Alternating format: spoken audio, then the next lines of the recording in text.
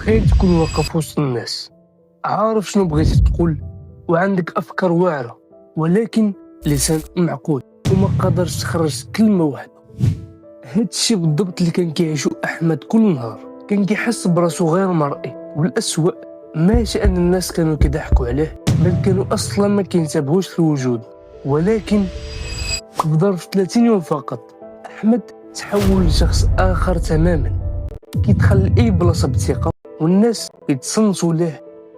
السر ماشي دورة مدفوعة ولا كتاب معقد، بل 5 نصائح غيرت تفكيره كامل، وخاصة النصيحة رقم 5 هي اللي دارت الفرق الخيالي اللي غيصدمك.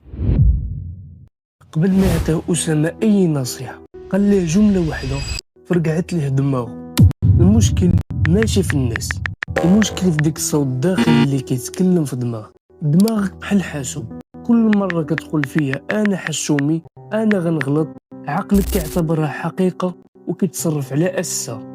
من داك النهار أحمد حيد كلمة أنا حشومي من قاموسه واستبدلها بأنا غير كنطور راسي.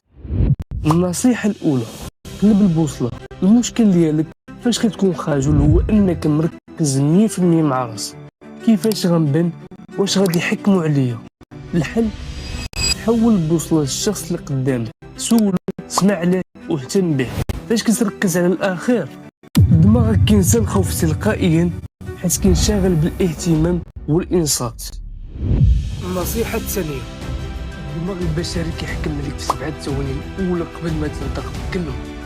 ما محتاجش حوايج غاليين، غير كون نقي، منظم، وريحتك زوينة وظهرك مقاد. ثقة بالنفس ماشي غير كلام، ثقة تبدا من المراية ومن الطريقة اللي كتهز بها راسك. النصيحة الثالثة: ما تتسناش بادر. استعمل قاعدة 3 ثواني، غير تشوف فرصة باش تهضر، عد في دماغك 1 2 3 وتحرك قبل ما عقلك يخترق الأعذار. ابتسم، قول سلام، ولا طرح سؤال بسيط. حتى إلا جاوبك شي حد ببرودة عادي، انت ماشي كتدرب على الناس، انت كتدرب عقلك على الجرأة. النصيحة الرابعة: ورط راسك في المواقف، في الضيافة. ملي يجيو الضياف تحط في مجموعة، ما تهربش لبيتك وتشد التليفون، جلس، شارك وقول رأيك. الخوف بحال العضلة، كل مرة كتهرب منه كيكبر، وكل مرة كتواجهه تورط راسك فيه كيتراجع وكيصغر. النصيحة الخامسة: السر الذهبي.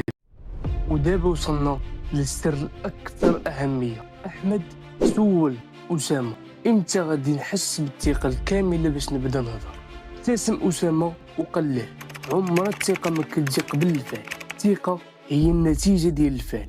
ما كاينش شي حاجة اسمها حتى نولي واثق عاد نتحرك، بل تحرك ودير الفعل، وعقلك هو اللي غادي ينتج الثقة من بعد.